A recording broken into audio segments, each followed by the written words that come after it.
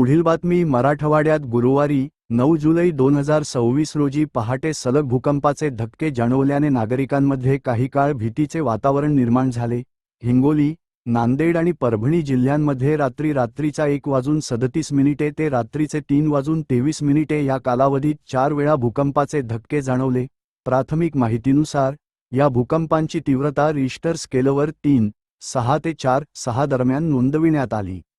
भूकंपाचा केंद्रबिंदू हिंगोली जिल्ह्यातील शिंदे-पांगरा परिसरात असल्याचे प्राथमिक अहवालात नमूद करण्यात आले आहे। धक्के जाणवताच अनेक नागरिक झोपेतून घाबरून घराबाहेर पडले। काही भागांमध्ये घरांच्या खिडक्या, दरवाजे आणि घरातील वस्तू हलल्याचे नागरिकांनी सांगितले।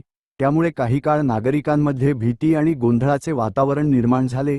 भूकंपाचे धक्के हिंगोलीसह नांदेड, परभणी तसेच आसपासच्या काही भागांतही जाणवले।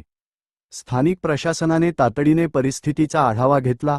आपत्ती व्यवस्थापन विभाग, महसूल प्रशासन आणि संबंधित यंत्रणांनी विविध भागांत पाहणी सुरू केली असून कोणत्याही आपत्कालीन परिस्थितीला सामोरे जाण्यासाठी यंत्रणा सज्ज ठेवण्यात आली आहे।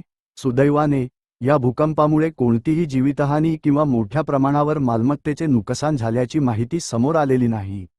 मात्र काही नागरिकांनी खबरदारीचा उपाय म्हणून पहाटेपर्यंत घराबाहेरच थांबणे पसंत केले। प्रशासनाने नागरिकांना अफवांवर विश्वास न ठेवण्याचे आणि अधिकृत सूचनांचे पालन करण्याचे आवाहन केले आहे।